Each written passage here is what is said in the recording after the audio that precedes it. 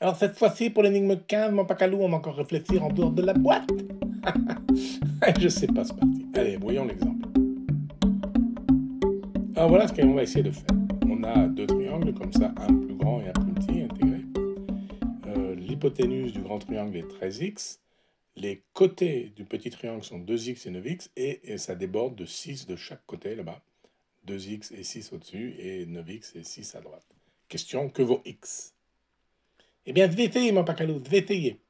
J'ai envie de faire Pythagore dans le grand triangle. Donc, j'ai 13x ici, que je prends au carré. Ici, j'ai 2x plus la longueur 6, ça fait 2x plus 6 que je prends au carré. Et ici, j'ai 9x plus 6 que je prends au carré. Ah, ça c'est bien, Smarty, bonne idée. Et alors? Et bien maintenant, je vais développer. Donc 2x plus 6 au carré, c'est 2x au carré, ça fait 4x au carré.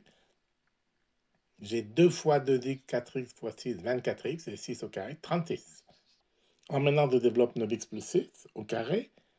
Ça fait 80x au carré, plus 6 fois 2, 12 fois 9, 108x, plus 6 au carré, 36 encore. Et puis à droite, des 13x au carré, 13 au carré, ça fait 169x au carré, puis je le mets à gauche, donc ça devient un moins. Oui, bravo Smarty. Alors maintenant, je calcule tous les x au carré, là j'ai 4x au carré, là j'en ai 81, et là j'en ai moins 169. Donc ça fait moins 84x au carré. Après, je calcule les x, 24 plus 108 ici, ça fait 132x, avec un moins. Et puis maintenant, d'ici, 36 plus, ça fait moins 72. Mais je multiplie tout par moins, comme ça, j'obtiens des chiffres avec du 84x au carré. Ça donne donc 84x au carré moins 132x moins 72 égale 0. C'est un peu confus tes explications, là, Smarty. Mais bon, c'est ça. Alors, qu'est-ce que t'en fais de ça? Ah bah, t'as une équation du deuxième degré, de tes résoudre.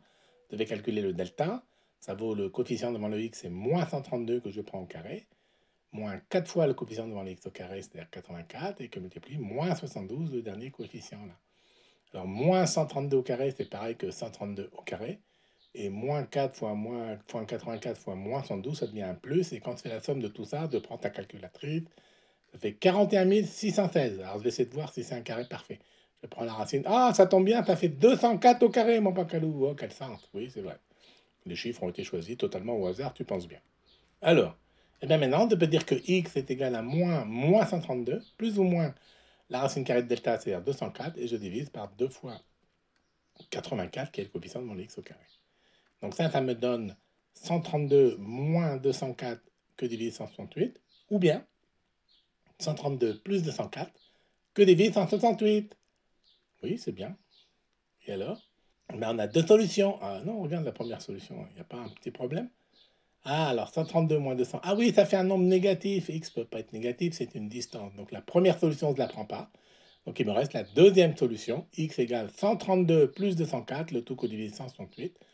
132 plus 204, ça fait 326. Et quand je divise 336, alors quand je divise 336, ça fait exactement 2, mon pacalou. X est égal à 2. Oui, voilà, c'est parfait.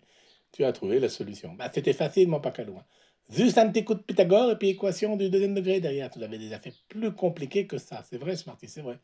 Mais c'est peut-être aussi que tu es mieux entraîné et donc ton intuition fonctionne de mieux en mieux, je pense.